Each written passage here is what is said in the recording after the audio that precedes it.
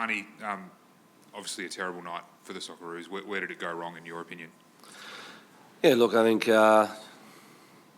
first of all, you've got to give full credit to Bahrain.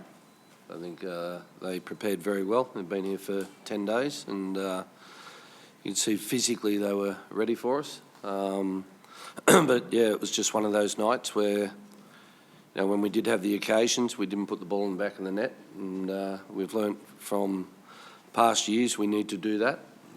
Probably, if there's any learning curve, is probably the frustration around, play acting, and I think that was nearly the lowest amount of minutes of football that I've seen, 46 minutes total. The ball was on the park and getting played. So, but overall, we've just got to pick ourselves up quickly. We've got a quick turnaround to Indonesia, and we've got to make sure that we learn from that and we move on. There'll be a lot of angry Socceroos fans tonight, Arnie. That's the second time in about 40 years that Australia's lost a live World Cup qualifier at home. Is this result, this performance tonight, unacceptable in your view? Yeah, but Vince, you can use those type of things, but mate, we went out there to do our best, and obviously it didn't work tonight for us, and everything went against us, and those type of things happen in football. That's how you recover and get over it. I guess, Arnie, we know the boys can play better than they did tonight. What adjustments do you make out of an Indonesia game where you'll probably face another packed defence and have a lot of the ball? What adjustments do you make to ensure that we get a result? Yeah, sometimes, Joey, it's not just down to the adjustments, it's down to, the individual quality of 1v1. And, that's why, again, I went for more wingers this window. But, I felt there was a couple of chances. If we put them away, then it's a completely different game. Just what does this now do to the stakes of the Indonesia game coming up? If China's doing the job, Japan's doing the job at the moment against China, does it basically just turn that into a must-win in the context of this qualifier already? There's 9 games to go, and last campaign I think Japan lost the first 2, but it's what we need to learn from this, and we need to get over it quickly, bounce back quickly, and show that good Aussie DNA way of backs to the wall, and off we go. Arnie, why in particular do you think your team found it so hard to create chances tonight? Well, I think again, they obviously parked the bus and they had 6 at the back, and they had numbers.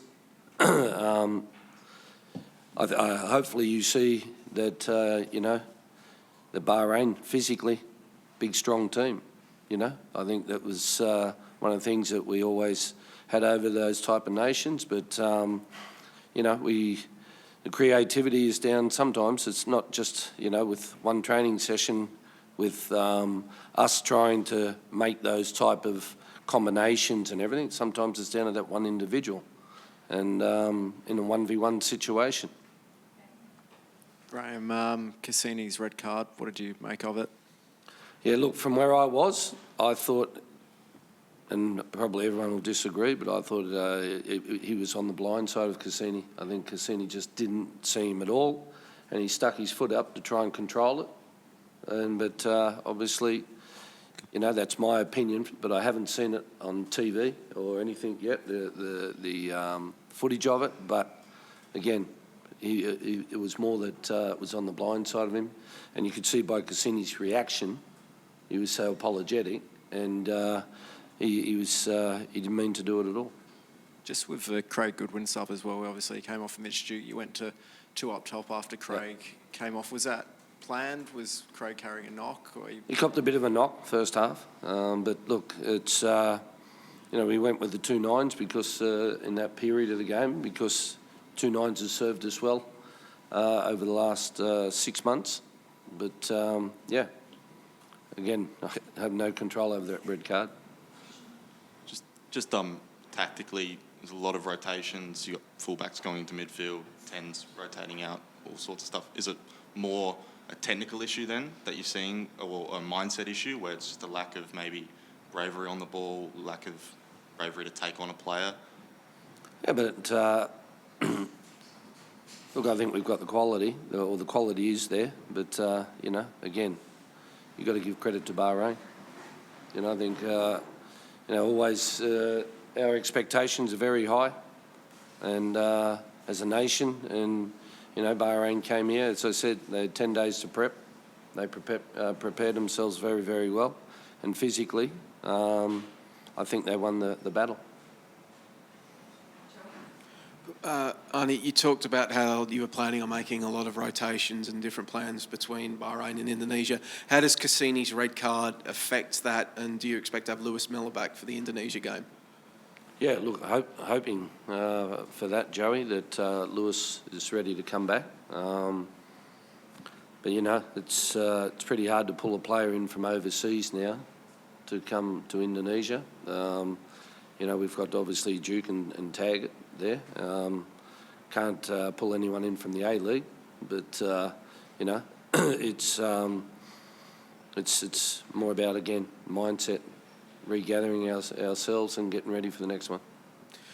You've talked a lot about in the past about how one of the main goals of this side is to put smiles on Australians' faces, Yep. and how this group has high expectations amongst themselves. Will those be two things that you're really going to be emphasising heading into this Indonesia game, that they didn't meet expectations tonight, this team didn't meet expectations, and Australian fans aren't smiling right now, and that is something that has to get put right? Yeah, look, Joey, I clearly understand that we might not have put smiles on Australian faces tonight, but we've put a lot on their faces over the last number of years.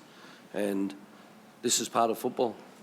You can't win them all. And yes, not happy with the result.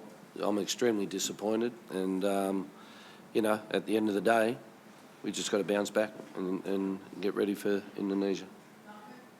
Arnie, when we spoke to you yesterday, you said you weren't sure about Nesri, whether to start him or bring him off the bench.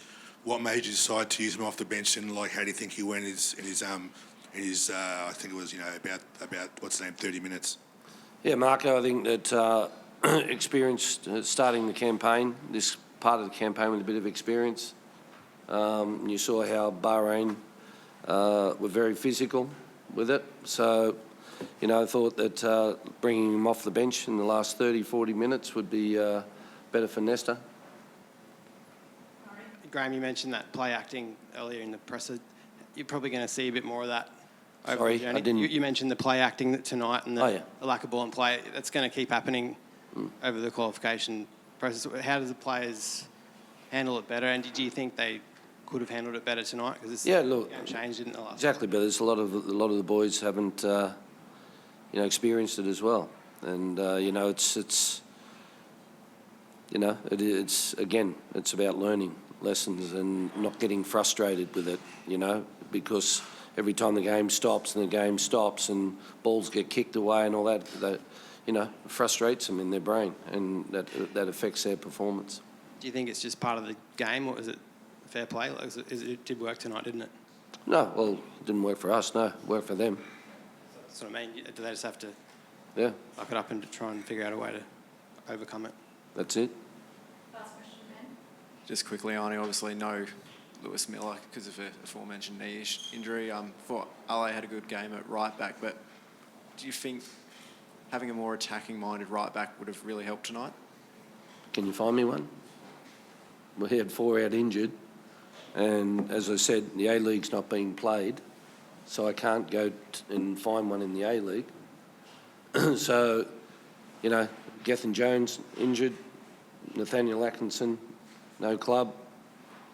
Lewis Miller got injured, you know, so Ryan Strain injured, Geordie Boss injured, so we had issues with fullbacks. And, but again, if you can find me one, please. Thanks. Arnie, just over here. You had a lot of the ball tonight, 71% possession. Sorry, mate. You had a lot of the ball tonight. I think 4 times as many passes as Bahrain, but I think you ended up with something like 19 touches in their penalty area. Yeah. Look, I know you give a lot of credit to Bahrain and their defenders, but is something not breaking down there in terms of how you're trying to attack? Yeah, Vince, you know, I know you guys love carrying on about breaking down teams. You've got to respect the opposition with their defence. And at the end of the day, you know, you've got to have also players with the individual 1v1 quality. So we work on combinations, but that half a session we had, the boys, you know, they go out and they do their best. But, you know, sometimes the ball doesn't bounce. And I felt the first half especially, with some of the, you know, balls in the box and that it wasn't really bouncing for us. And those things happen.